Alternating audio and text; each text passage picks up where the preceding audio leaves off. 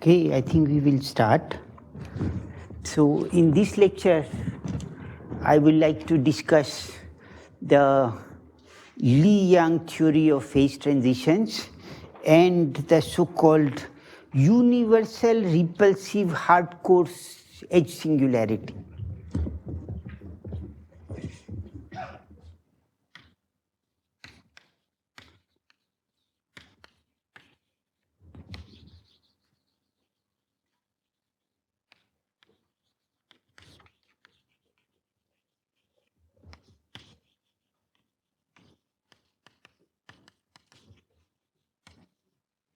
So this theory deals with zeros of partition functions in the complex activity plane. That is the basic idea, and it shows how phase transitions occur as a function of activity. And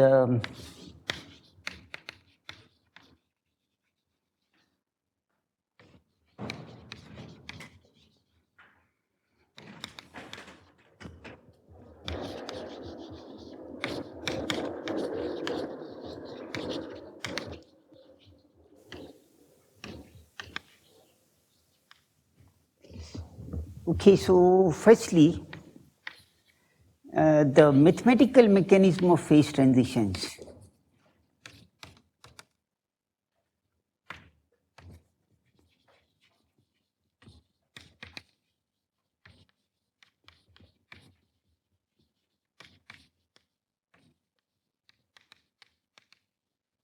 Usually one says that partition function Z for a system of size n is a function of Z, say temperature beta, is a sum over configurations e to the power minus beta e of configuration. Okay, now this is a smooth function of beta, and so it is hard to see how you can get phase transitions which correspond to singularities of as a function of beta starting from this basic formalism. And the general answer is that what happens is that you have to take n goes to infinity limit, and you define f of beta is equal to minus kt log zn of beta by n limit as n goes to infinity. And even though this function is well behaved and analytic for all values of n, when you take the large n limit, the function need not be analytic anymore. Okay, and this is of course the simplest example one can cook up is that, this is very artificial, but it is okay. Let me consider Zn of beta is equal to 1 plus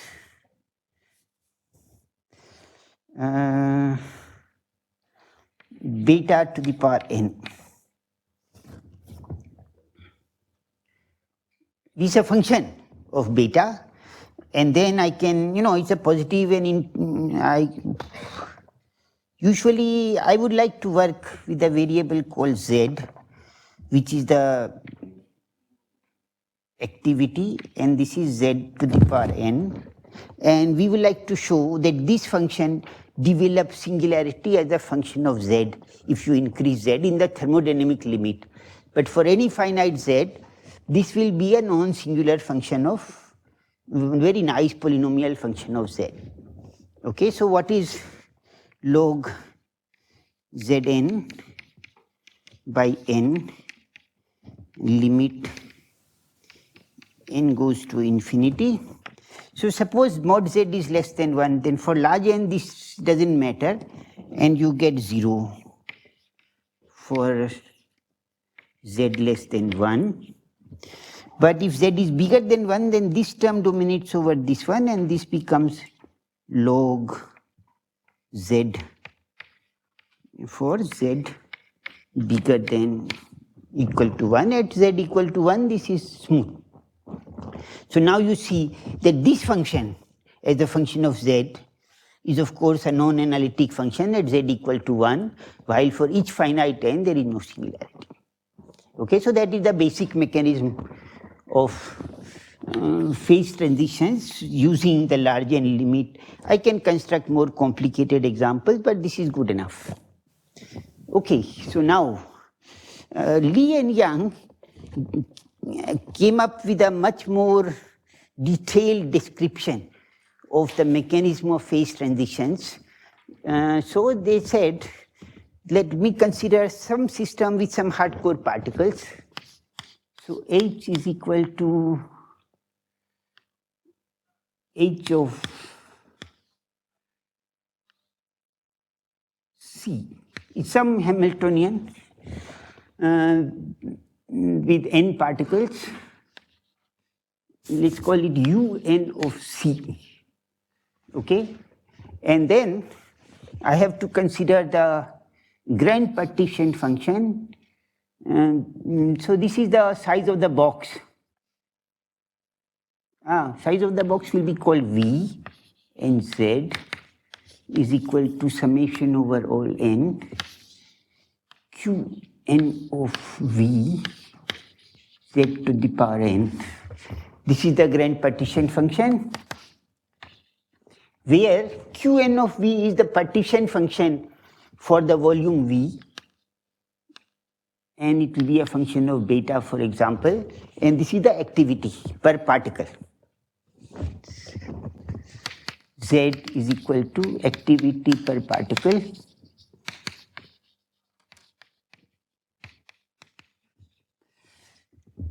So now they said that this is a polynomial in Z, but if you have hardcore particles, then within a volume V, there will be only a maximum finite number of them you can put, and so this is going to be a summation up to n max, which will be dependent on the volume V. It will increase if you make V bigger, but in any case, it's always finite. And this Qn are coefficients for, they are independent of Z. Now I want to look at omega of Z, and I want to take log omega V of Z and divide that by V and take limit V goes to infinity, and that will be free energy per unit volume.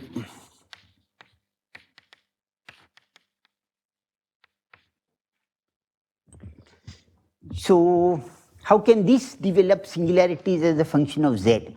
Because we are discussing hardcore particles, so if you differentiate with respect to Z, you get density, and the density is a singular function of the activity. That is what we will call phase transition.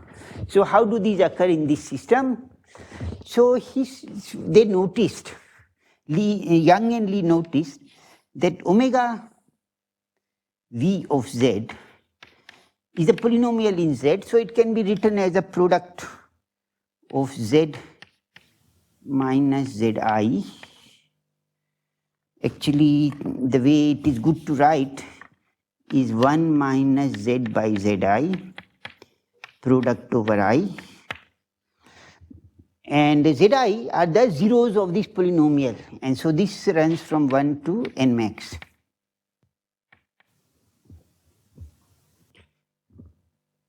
Okay, and so there are n zeros, and then we need to take the log, and then you get log omega is equal to summation over log 1 minus Z by Zi. Now if I look at the singularity of this function becomes singular at all values Zi.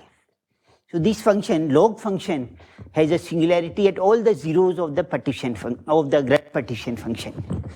So they said, let us look at it in the complex Z plane.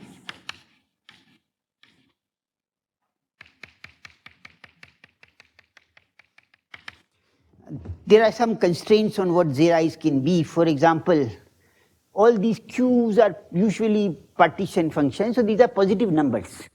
All the Q's are positive numbers. Then whenever Z is positive, the whole thing is positive, and there is no zero of the grand partition function on the positive real axis. Okay. Then these are of course real numbers. So the poles, the zeros of the partition function will occur in pairs. If there is a z, there is also z star, which is also a 0. Beyond that, we cannot say too much, but anyway, these are the zeros. And then you can imagine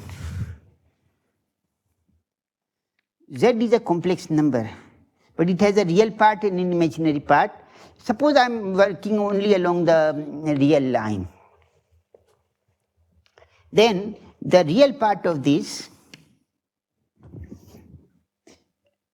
will be the potential at point z produced by the charge at zi, because these are two-dimensional electrostatics. In two-dimensional electrostatics, the potential is logarithmic with distance. Okay, so you just sum up all the potential due to all the charges, and that is the, so phi, this log omega should be considered as a potential due to charge kept at all these zeros. Okay, but then I got to divide it by n. So the charge at each of these sites is 1 by n, and then you look at the potential at this point. No, there is no circle. No. This is some general shape. Okay. So there are all these zeros, and now, so suppose you take a bigger volume, then n will increase, the number of zeros will increase, and then the contribution due to each one of them will become less. And the total sum will presumably go to a some value which is roughly the same. There is a limit. Okay. So Young and Lee said what will happen as you keep on increasing n. And for the moment, let us take a suggestion which we can try to prove later, is that the zeros lie on lines.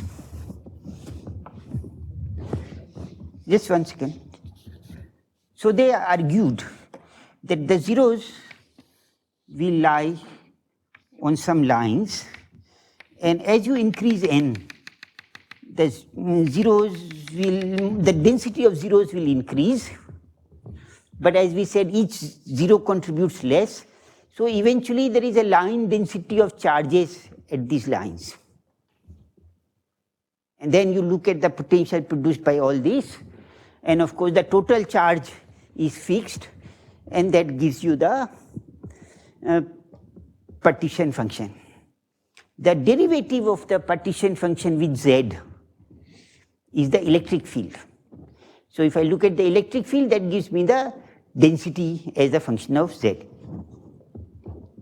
So now, okay, that looks very good. Then what? Now, if you change temperature, all these coefficients Qn will change. And they are functions of beta. No, the partition functions are functions of beta. So when I change beta, in this polynomial in z, all the coefficients will change. Coefficients of z to the power n will change as a function of beta. As a result, all the zeros will change. And lines of zeros will, so we say zeros move. If you look at the ith zero and change the temperature a little bit, it will move a little bit. So the whole line may go from here to here. I'm just making every charge move a little bit. Okay? And so this potential felt at this point will change as you change beta. Okay? But now suppose you are at this beta. So let's take one of these lines, and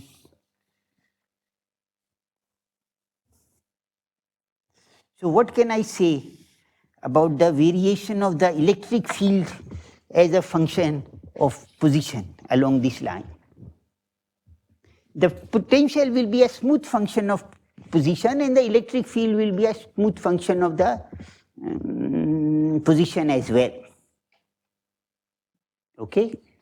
Nothing can happen because there are no zeros on the real axis, And so when I move like this, the potential will be a smooth function. There are no possibility of phase transition. No, what can happen is that the zeros stay away from the real line, but they can pinch into the real line. So maybe at some temperature they are like this, but at another temperature they go closer. And there may be some temperature where the zeros pinch in on the real axis. They cannot sit at the real axis, but they can sit at a distance 1 by n away from the real axis. That is perfectly allowed. And so, suppose I have a system like this, then what will happen? So the first statement is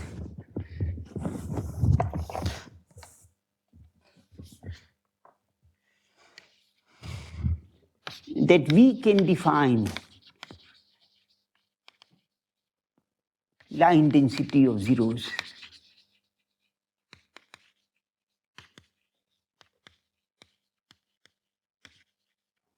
Firstly, there are lines of zeros.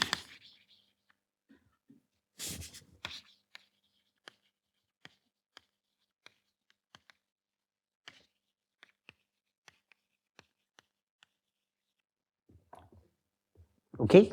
Yes. The zeros lie on some lines in the complex plane. They are not there anywhere else. So that's called the line of zeros. Okay? So we can define line density of zeros, and then the potential, let's call it electrostatic potential.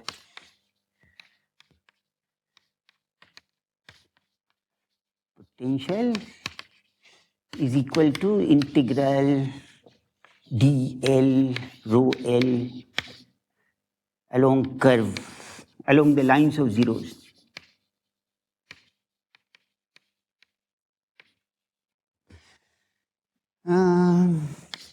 Log z minus zi. What's the difference between this function and that one? It's just a multiplicative or additive constant. Okay, we should worry about it, but I'm worrying about it as a function of z. So when I take derivatives, that constant will not matter, and this behavior is good. Okay, so if it turns out that the zeros have a finite density along this line, even though they never come to this axis, they may go through the axis. Then from standard electrostatics and Gauss's law, I know that the electric field across the line, if you take a small bit like this, calculate the electric field here and the electric field here, there is a discontinuity, and the difference in the electric field is equal to the charge density. So if the charge density is non-zero, the electric field will be discontinuous. And that is called a first order transition. There is a jump in density when you go from as a function of z. On the other hand, it may happen that these zeros, the density goes to 0 here, and the rho of epsilon, this is rho of z. Oh, this was, I think this is okay. This is dl is some standard line element, and I'm integrating along a line, and rho of z is the density, and log z minus zi is the potential. Okay, so it may be the rho of z is equal to z star plus epsilon along line, goes as epsilon to the power a, some power. Okay, so it goes to 0, but it goes to 0 in some with some power. Then the derivative here will be smooth, because the charge density at that point is 0, but some derivative of the electric field will show singularity. Okay, because is that point clear? Yeah, so suppose the charge density at this point goes to 0, but it goes to 0 in some way like this. From 2, here there is a finite density, but as you reach the real axis, it becomes 0. And this density varies as some power of epsilon near along the line. Then, if I calculate the electric field here, this is an electrostatics problem. What happens to the potential if the charge density goes like this? And you can easily see that the potential will be continuous. The electric field will be continuous. However, the derivative of it will have some singularity, power law singularity. So it will be E equal to E0 plus epsilon to the power something. Maybe A plus 1, maybe A minus 1, one of those things. And so it will show singularity as a function of epsilon. Okay? And so then when I plot density,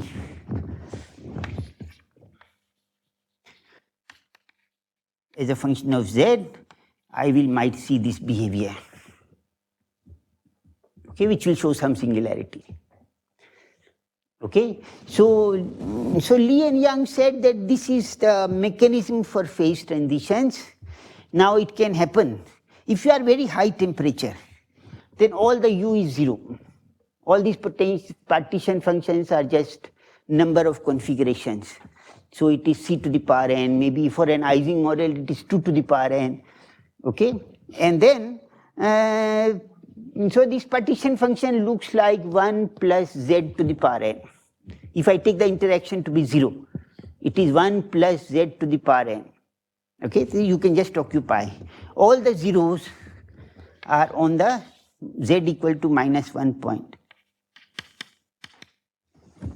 There are n zeros, all of them are at minus 1. Now I increase the potential a little bit, make beta non-zero. Then what happens is that these zeros will move, and they might move like this. They spread out a little bit.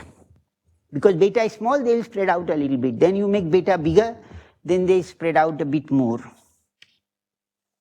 And they might go like this, and they might come here. So at high temperature, nothing will happen as a function of z. But if you go z below at some temperature, these things will pinch. At the pinch point, the density will show singularity, which is some power law. But if you go even below the critical point, then this thing will develop. Now the zeros will have a finite density, and then you will undergo a first order transition as you vary z. So this is a good mechanism. You get a critical point, and below the critical point you get a first order transition. The only thing I have to do is I have to show that this is what happens, that the zeros pinch in like this, and okay.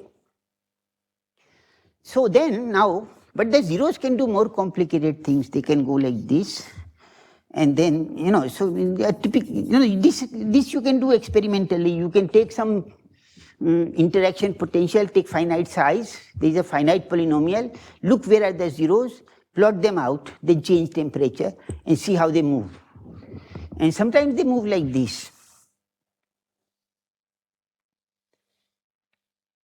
So you might get 2 phase transitions as I change the density, 2 or 5 or 7, whichever number you want.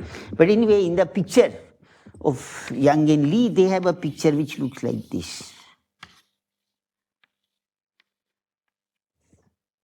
I guess they were very keen to get 2 phase transitions because that is the solid liquid gas kind of scenario we started with. Okay? So very good.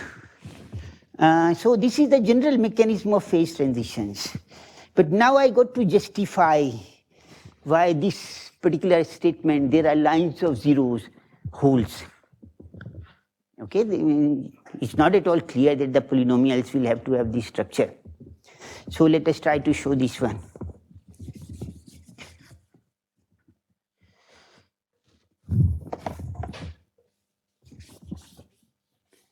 So what we will do, we will take a specific example and we'll work out the zeros and lines of zeros, and then we will try to see how you can extend that problem to a more general case where we will, for a most general problem, I cannot work out all those partition functions.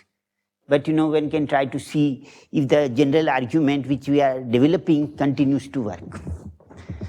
Okay, so let us take, we had this nearest neighbor exclusion gas.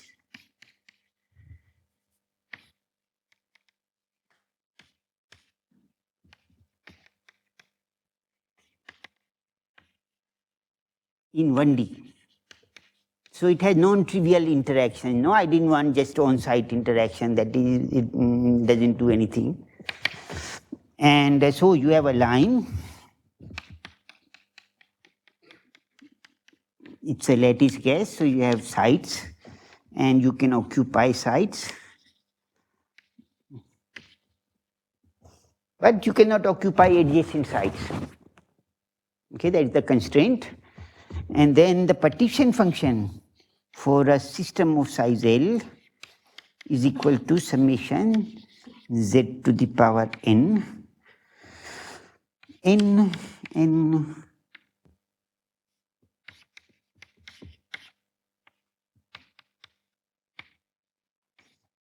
This will be, what is the maximum number of particles I can put? Let us take L even, then it is L by 2. Okay? So n and L is the number of ways of putting n particles on a lattice of size L with nearest neighbor exclusion. Just an integer. This is a nice and simple polynomial. Okay? So, can I determine this? Yeah, so we can determine it using transfer matrices, and we showed that this can be written as lambda plus to the power L plus lambda minus to the power L.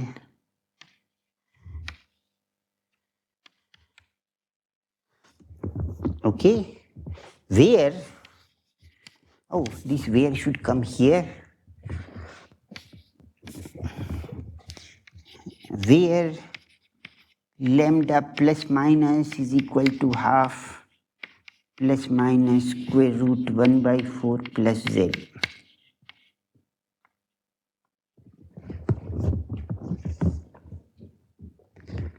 Okay? So in some complicated formula, there is the square root, which, as we explained last time, it looks very messy, but when you raise it to power L, the square root terms with plus and minus signs cancel, and only a polynomial remains. Okay? And then that polynomial is the answer. Okay, now I want this to be equal to 0. That gives me the zeros of the partition function. So here you have lambda plus to the power L plus lambda minus to the power L equal to 0. So this is a high order polynomial. It is L by 2th degree. If L is 100, this is a 50th degree polynomial. But it's a nice polynomial because it just says lambda plus to the power L is equal to minus lambda minus to the power L. And I can take the Lth root and I get lambda plus over lambda minus is equal to e to the power twice pi r 2r plus 1 pi n by, sorry, this is actually, yeah, L pi I. Okay? R takes values from 1 to L by 2, I guess. There are L by 2 zeros. Okay, so where are these zeros? So this is the equation of the, so the zeros lie on this line. Half plus square root 1 plus 1 by 4 plus z over half plus square root 1 by 4 minus z minus equal to 1. That is some curve. So when will it be 1? You know, when can this stuff be 1? This stuff can be 1 if the stuff inside is negative. Then this is 1 by 2 plus some I, and this is 1 by 2 minus some I, same. And so it has magnitude 1. So we conclude that all the zeros here, zeros lie on the negative real axis.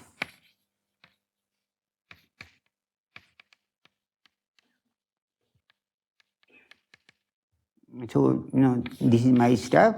They lie on the side of minus 1 by 4 and on the left, not on the right. Okay. I can also determine the density of zeros because I know the first one is here, second one is here, third one is here. Depending on the value of I, you can get the density.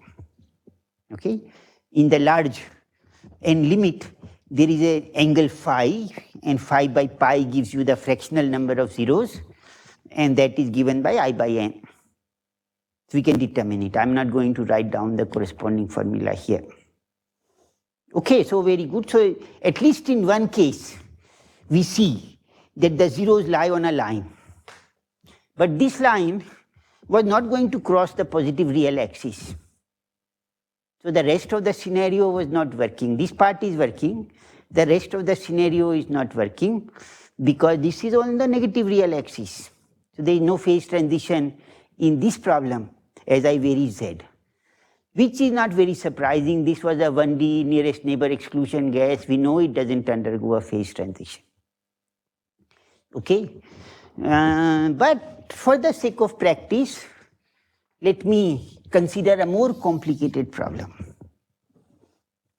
So the more complicated problem looks like this. I take a two-dimensional ladder and I consider the nearest neighbor exclusion gas on this lattice.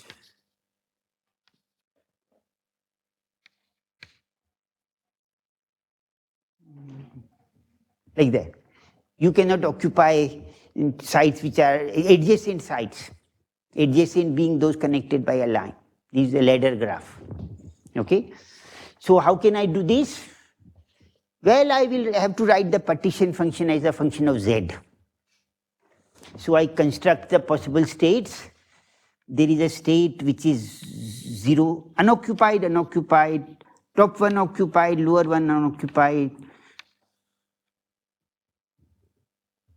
Okay, this is the state space. And correspondingly, there is a transfer matrix which is 3 by 3.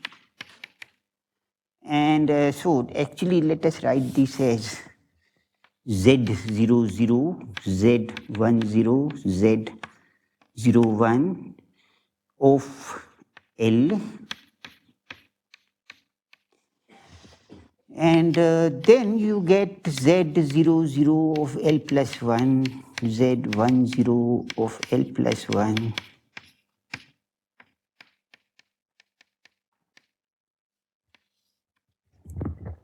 And the matrix looks like this. If this one is here and this one is here, you just go with weight 1. But you can occupy it with weight Z, and you can occupy with weight Z. But if this one,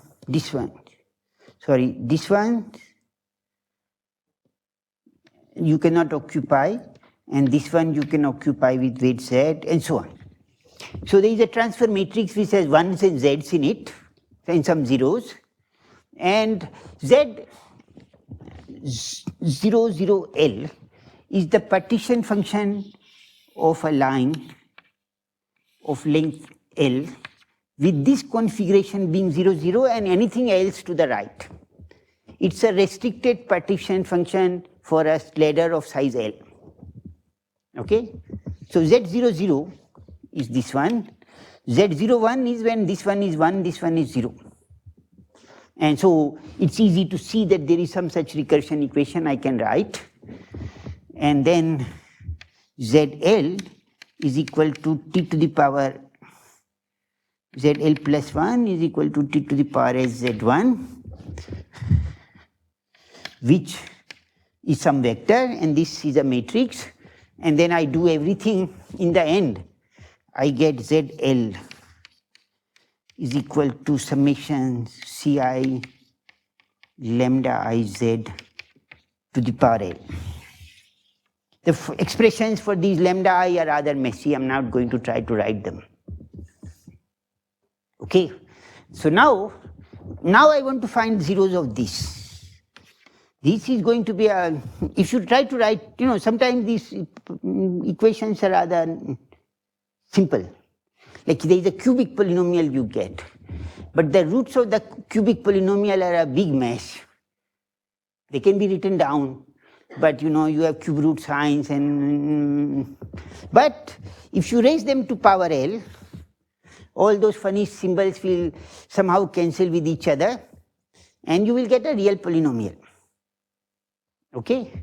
And then you have to solve for the roots of this, and it is very tough. However, if L is large, then this polynomial's roots for large L, the roots are approximately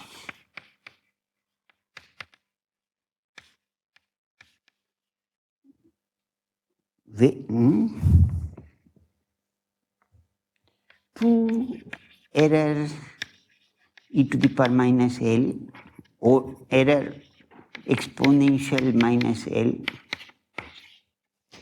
determined by lambda max over lambda max minus 1. These are functions of Z. So there is a maximum eigenvalue and there is a next maximum eigenvalue, and when I write this polynomial, only the top two terms can contribute. And they have to be equal in sign for this to cancel out. And so the equation of the zeros is this one, in this case. And this equation, of course, is a condition on Z, because there is some formula or the other for lambda max as a function of Z. There is a formula for lambda max minus 1 of Z, and this is an equation. So typically it will show all the Z's which satisfy this equation, it's a single equation, will lie on a curve. That curve is called the line of zeros. Okay? And so you can determine it in some good cases. And so there was one case which Young and Lee studied, and they showed that if you have zeros of the partition function of a ferromagnetic Ising model. I think this is a great theorem, so let me state it for you. And of course, I will not prove it here. Yes? In this case, we have three roots. Is it possible that we have two degenerate roots and the third root is lesser than the degenerate root? Okay, so what happens is, by Perron-Frobenius theorem, the roots are not fully degenerate unless the state space breaks up into disconnected sectors. Okay, so it's not allowed. Okay, so suppose I consider some graph or the other.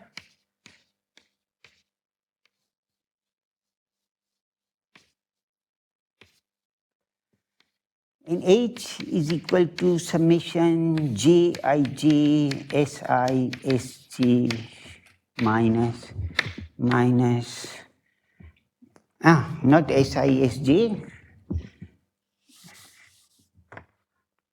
Ni Nj summation over Ij pairs minus log Z times Ni.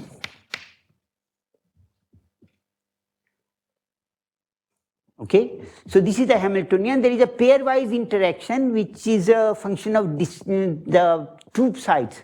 So the graph doesn't have to be translationally invariant or any such thing. And the Ni take value 0, 1. If the particle is, if the site is occupied or unoccupied. If the sites are occupied, there is an energy Jij, and there is a chemical potential which is this log Z. We have put beta equal to 1. So in this case, with no constraints,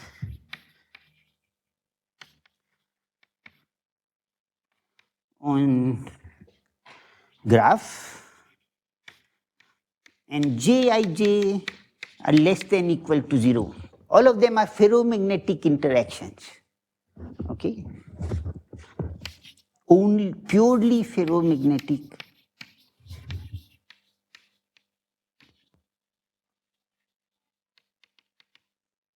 couplings. And they showed that all zeros lie on the line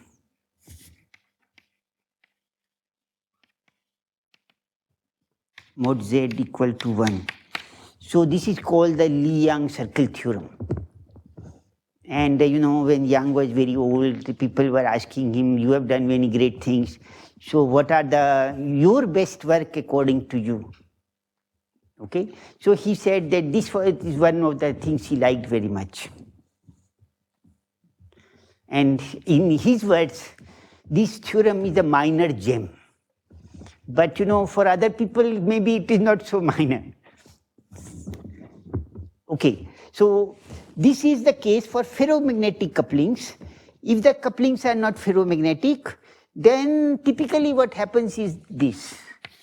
At infinite temperature, all the zeros lie at some point here. Then they move out. Sometimes they can move out like this. And then they may converge if there is a phase transition. But quite often they have other branches which look like that. Okay, so that is a typical structure of the lines of zeros in simple models people have studied. I guess I can construct artificially models where the zeros lie on such lines like this. Then you can get several phase transitions. Yes?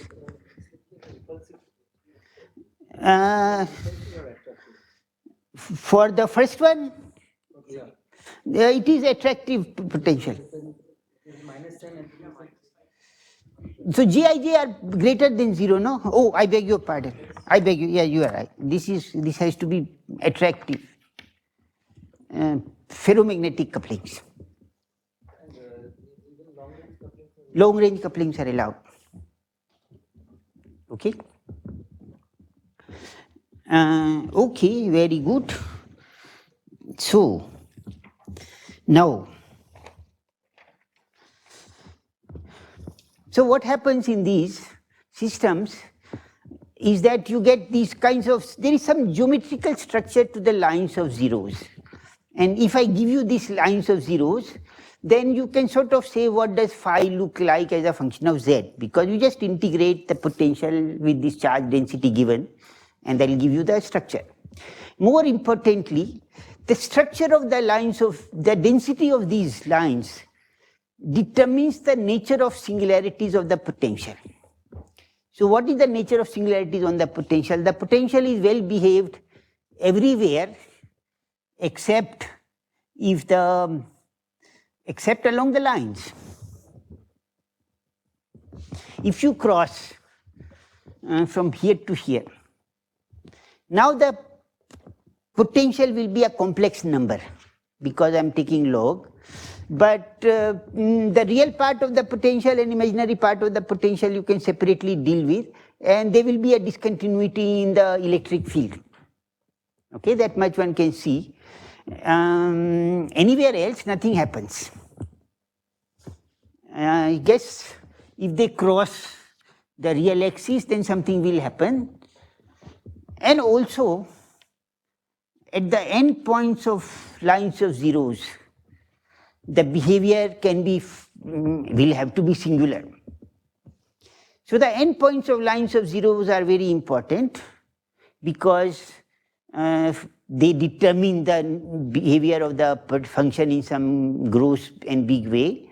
And more importantly, it turns out that there is a universal behavior of the density of zeros at the endpoints of lines. So this is called the Lee-Yang edge singularity.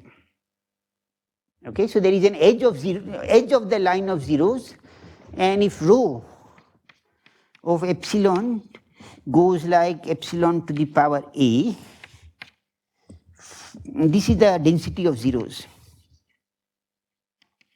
Density of zeros near edge. Okay, it goes like this. This number a, you can calculate for lots of models. And it depends on dimension. But if you take a two-state Ising model or three-state Ising model or even Heisenberg model, the singularity at the edge doesn't depend on all these details. So for all kinds of n-vector models, you will get the same singularity. So it is a very interesting singularity, and one would like to understand what does it do.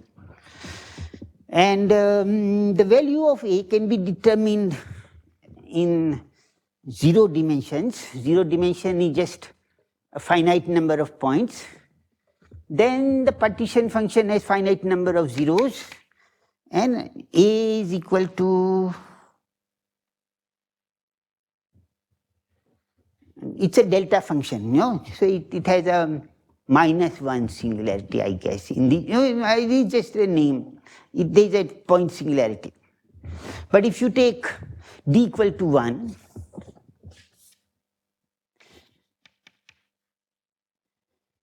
A is equal to -half.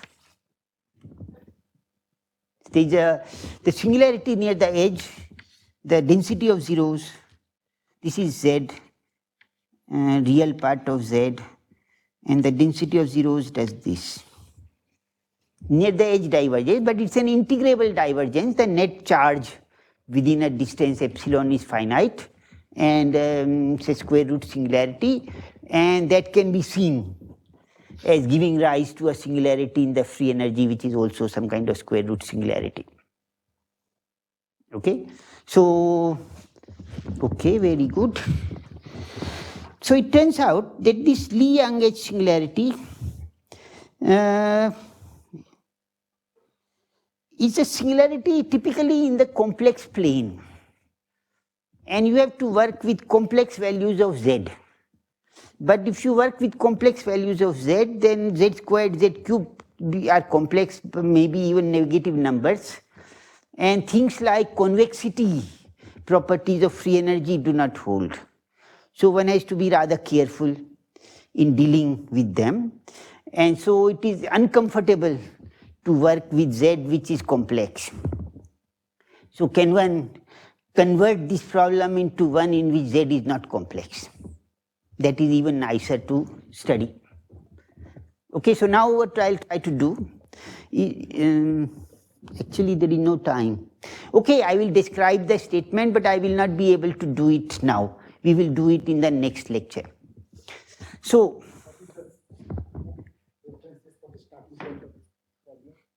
for the starting point of this problem, very good. I have actually given some list of references, but I noted them down here. So it is C.N. Yang and T.D. Lee, Physical Review, 1952,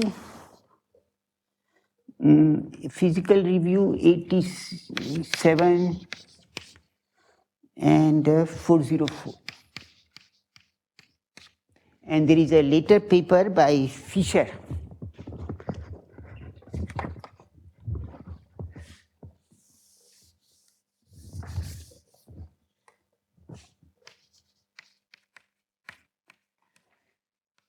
J. Chem Phys 1995. It is Lai and Fisher. Okay, the full reference is 103 and 8144.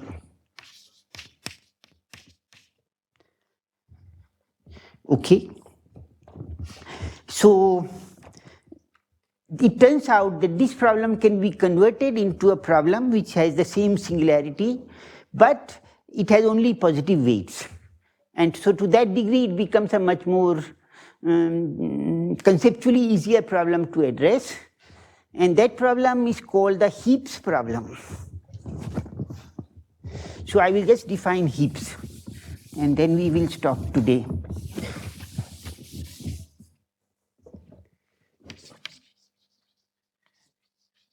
Heaps. This is by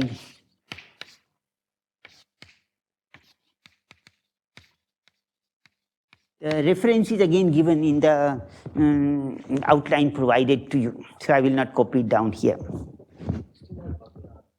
I have half an hour. Okay, so very good. Then I can actually describe the problem. I had prepared it, but somehow I was, okay, I have half an hour, very good. So you imagine that some kinds of objects,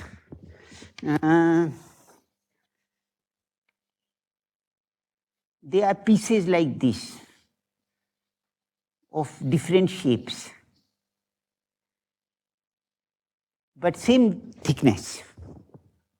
Wooden pieces of different shapes and fixed thickness. Okay?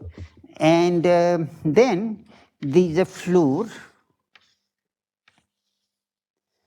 and you drop these pieces from top onto the floor.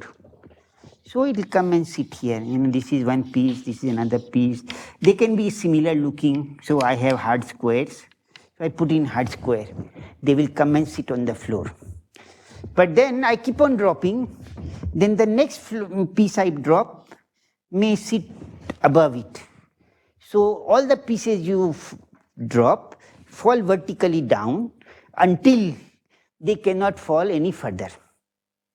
They cannot rotate. They have to fall with horizontal orientation, and they fall as far down as they can. And then you drop one more thing. Sorry. So if I look at it from the side, maybe I have a one-dimensional line to begin with. And then I drop something like this, I drop something like this, then I drop something like this, then I drop something like this. Sorry.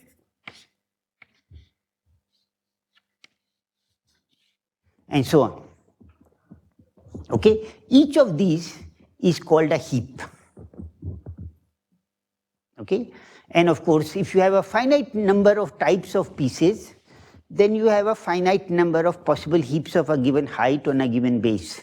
I cannot put more than a few heaps on a line. So there is a notion of a trivial heap.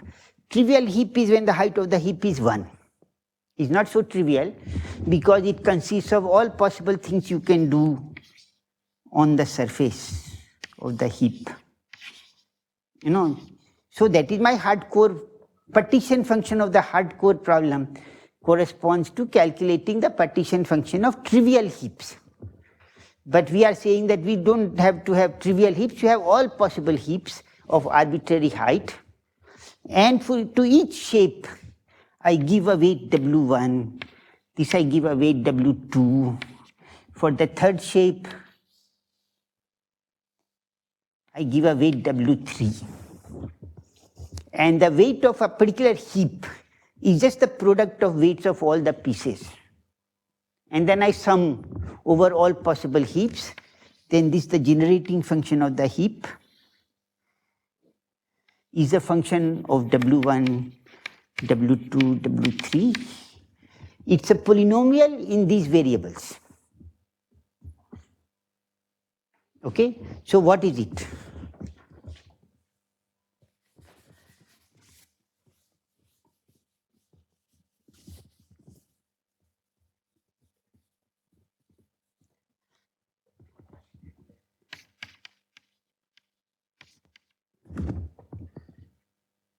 Okay?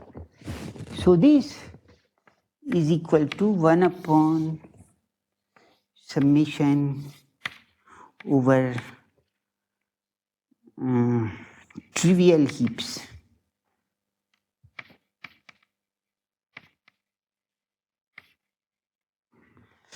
minus 1 to the power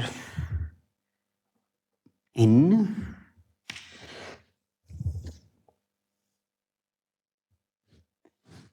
product over wi within the heap. N is the number of, so I will put this inside. Maybe outside is better. Minus 1 to the power number of pieces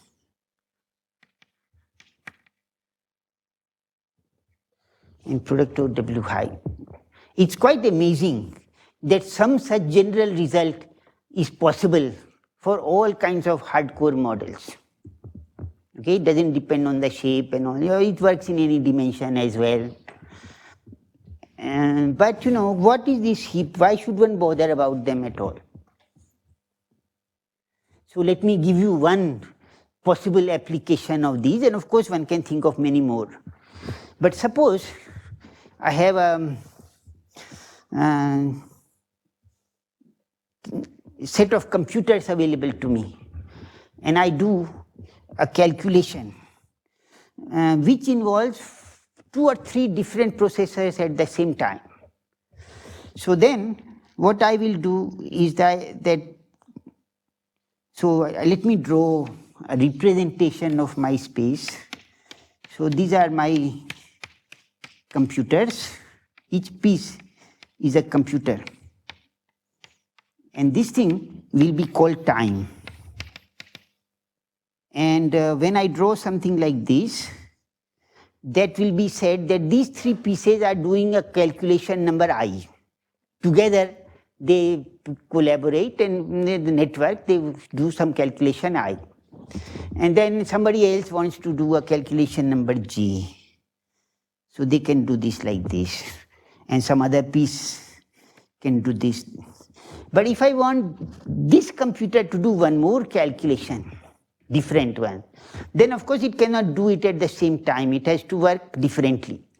So that will be put as another piece which will lie on top of the previous one, and so on. So if you give me, these are the calculations you got to do. I just got to drop all those pieces and they settle down, and that is the least time in which you will be able to do all that calculation.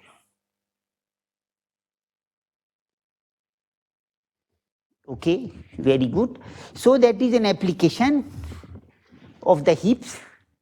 And now we want to be able to prove this result, which is, so let's start with this. So this is some function. It looks like 1 plus W1, W2 plus, maybe this one is N and some omega 1 squared plus omega 1, omega 2.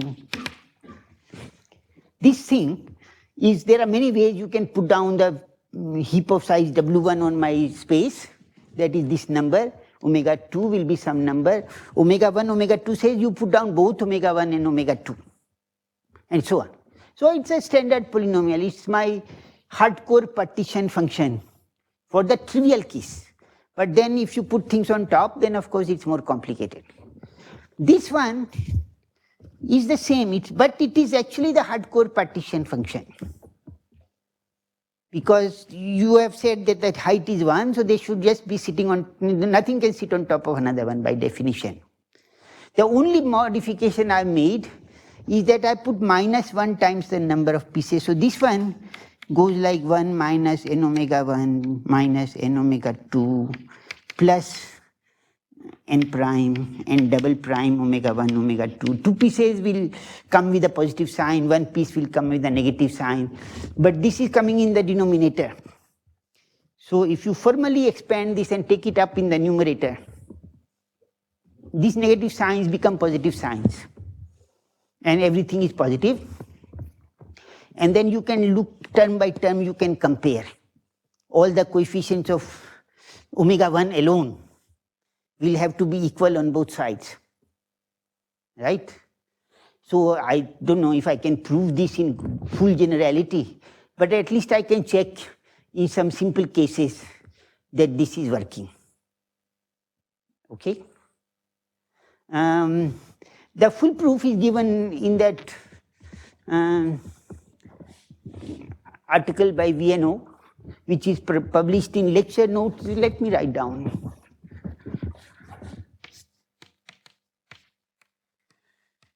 Lecture notes in mathematics.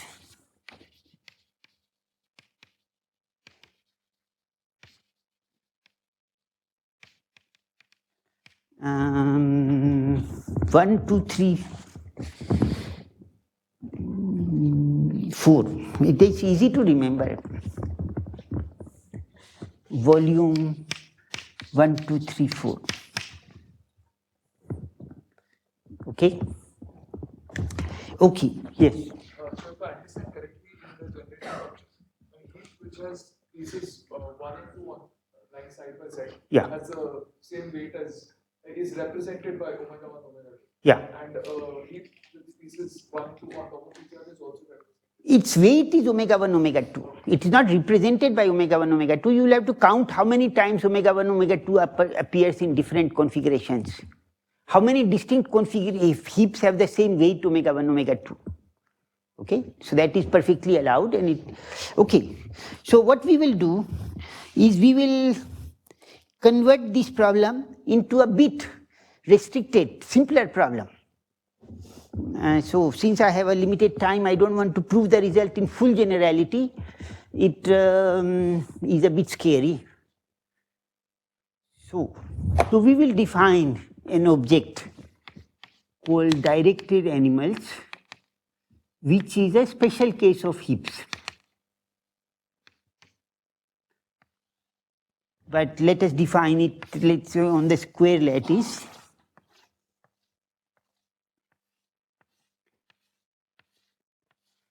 The proof for the more general case is more or less an extension of this proof which I give here. Okay, so you have a lattice. You can occupy sites on the lattice, but they should be connected to each other, by which is meant that there is a site called the origin. You can put down another piece only if there is already a piece either below or to the left of the site. So I start here. Then I cannot put down, I can put down something here, but I chose not to do it. Here I can put down. Here I can put down a piece. Here I cannot put down until I have put this one. So I keep on putting pieces, maybe I get this one. So this connected cluster of sites is called a directed animal. So this is an animal in which every site is connected to the root by a path which is either goes down or to the left. Okay, and all the sites on the path will be occupied already. Okay, very good. The definition is rather elementary. Now, so we have an enumeration problem. I want to generate the partition function of these directed animals. So AN is number of animals, they are called animals of size n, of n sites. Okay, and then we define A of x is equal to summation an x to the power n equal to 1 to infinity. Is the because these can be very big, but anyway, what is A1, an 1, 2, 3. So when n is 1, then you can only put down one particle at the origin. So A1 is 1. What is A2? Number of ways you can put down. So I can make an animal like this, or I can make one like this. There is nothing else I can do. right? So there are two possible animals of size 2. How many of size 3? So I can put down one here, or I can put down one here, or I can put down one here, or one here. So this is for size 3. I have this shape, or this shape, or this shape, or this shape, or this shape. That's all you can do. And with a little bit of work, you can work out what is A3, A4, A5. And so we worked it out at one time and used some computer or something. So it has some series. Can we determine all these numbers? Okay. And the answer is yes. There is a closed form formula for A of x. And that goes like this. So A of x will be denoted like this. You start at the origin and you just fill up whatever you want, and you sum over all possible animals with weight x to the power n. So this is equal to, maybe there is only one side and nothing else. Or maybe you have one side here and this side is not occupied and there is something beyond. Or maybe you have this side and this is occupied and something above and this is not occupied. But you can also have a more complicated case where this is occupied, this is occupied, this is occupied, and something like that. So this is written as x plus xax plus xax plus x A11x. This I will write now as A1 of x. A1 of x is the sum over all possible animals starting from a single source called 1. A11 is the sum over all possible animals starting with the, so these things kind of grow in that direction. So I start in a diagonal and grow them upward. And so A11 will be if you start with two sides like this and let them grow, sum over everything, x is the weight of the origin. Here you sum over everything, but this weight is just A1. Okay? So this is good and nice and simple. Now, what is A11 of x? I can write the same graph, same picture again. So you start with these two sides occupied, maybe nothing is there above. There will be just x squared. So I attach a weight x to each occupied side. So A11 of x will be equal to x squared, but maybe something is there. So maybe this side is occupied and this is empty, this is empty. In which case, when you grow something here, that is called A1 of x. So this is, so we write it like this, 1 plus A1 of x. But this could have been here or here, and so I write 3 times A1 of x. Yes? No, so these two are the weights of these two. This one is included in A1. And then there is a 2A11 of x. And then there is a A101 of x. And then there is an A111 of x. Okay? Now these look a bit messy, but actually working with these recursion equations is much easier than explicit counting. If you try to enumerate all the configurations, it is a lot of hard work. Here you just say, oh, suppose I know A11 to order x to the power 5. Then I put this in this equation, I know now A11 to order x to the power 7.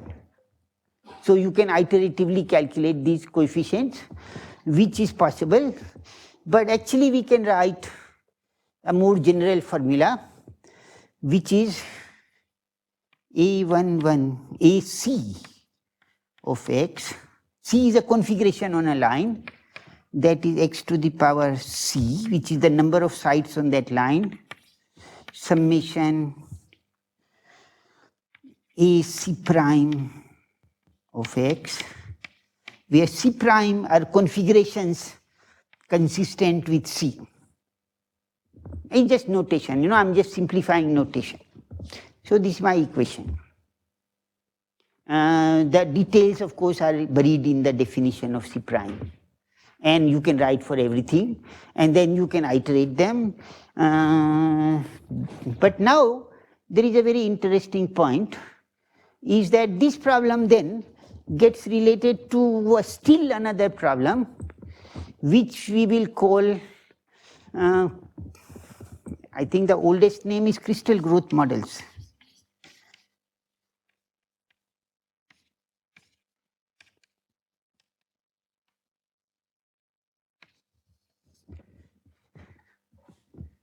Ooh, 5 minutes.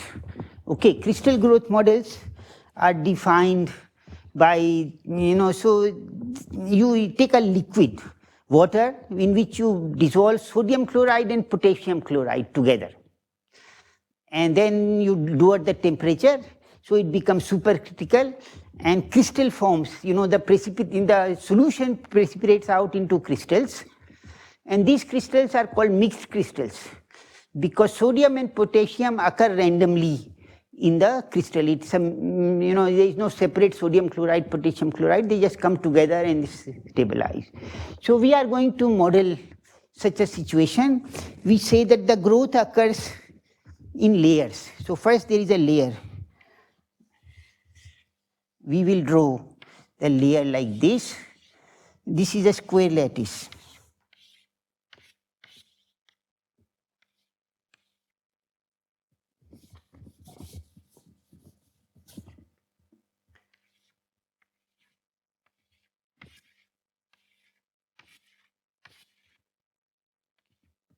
So at time t equal to 0, these sides are occupied by sodium or potassium atoms. This is t equal to 0. So one of them I'll denote by blue and red colors, I guess. So this may be blue, and this may be red, and this may be red, and this may be blue, and this may be red, and so on. Now, at the next time step, this layer gets filled. Atoms come and sit there. But in the solution, there are both sodium and potassium. So which one will come here? Either can come, but with a probability which depends on the things below. So if both are sodium, with some probability something will happen. If both are potassium, then with some probability something will happen. If one is sodium, one is potassium, then with some probability something will happen. Okay? So now, let us say that the potassium ions are much bigger, such that you cannot put two potassiums on top of each other. Okay? So then, how will this grow? So the answer is that there is a weight attached to what is the probability of this? If it is both of them below are sodium, then it is Z. And if one of them is a potassium, then it is 0. Okay? So vice versa, I can say if both of them are sodium, then this can be occupied by sodium with weight Z. But if both of them are potassium, then this can, sorry, I said it wrong.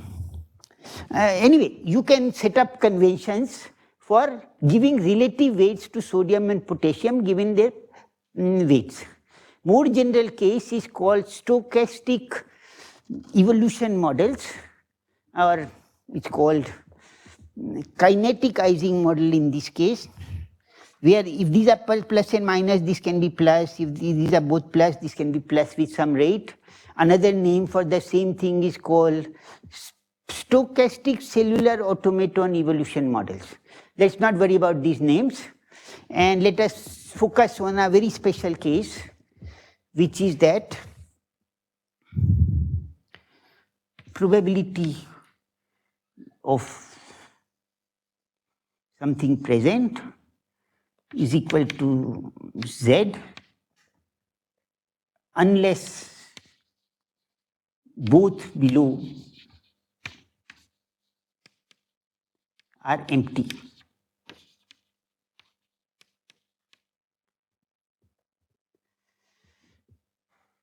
Okay? So then I can write evolution equations for, so then I start with some configuration and evolve this system. So sodium and potassium atoms will keep on filling layer by layer, and I look at large times what is the fraction of sites which are occupied by sodium or potassium. So that's the density of occupied sites by potassium under this stochastic evolution rule in the steady state of the system. Okay? So then I can ask, what is the probability that this site is sodium? Probability that site is sodium. We will say n equal to 1. So this can be 1 if this one is 1 or this one is 1 or both of them are 1, but not if both of them are 0. Okay? So is equal to summation over C prime probability of C prime and times an x. X is the weight that if this condition is satisfied, then what is the probability that I can put sodium? So these equations are exactly the same as these equations. Just by looking at them, you can see term by term equivalence. And so the probability of configurations C become related to these generating functions of animals A. There is only one minor stuff I have to do. I have to say that if you want to occupy this site, at least one site below should be occupied. So that counting requires what is called inclusion-exclusion rule, which says that, 1 minus the probability that this one occupied, that one occupied. And that inclusion-exclusion rule gives you this in terms of, so this will become summation probability of C double prime minus 1 to the power C double prime. This is the size of C. Okay? I'm not working out this stuff because I can do it here, but it will, my time is, it has stopped. So I'm not supposed to speak any further. So I think the details are given in the references provided. But you can relate this problem of the generating function of heaps to the problem of generating function of directed animals, which is also equivalent to the generating function of the crystal growth model.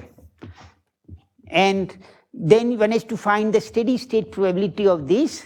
And so it turns out that let's write down the final result, that probability that site is occupied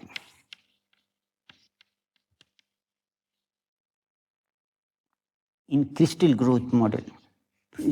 Crystal growth model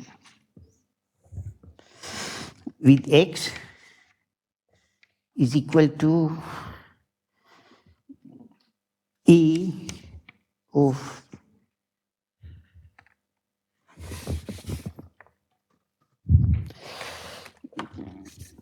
probability P is x equal to minus P. So you calculate this generating function as a function of x, But now you put the weights negative, some weights negative, because that will give you minus sign suitably. And then this function is exactly the same function. These two functions are same except for a minus sign. So I can work with this or I can work with this. But if I work with this function A, then the activities are negative because it occurred with minus sign in the heap formula. Okay? And that's not because that we, that's how it happened, but, but anyway, let me stop here. We will perhaps redo it better tomorrow. I was hurried because I wanted to get to at least some stopping point. And I'm sure you haven't fully understood, but if you read the paper, which is fairly straightforward, I think one of them has also been sent in the material provided. Okay, so then you should be able to follow it better. And let me stop here.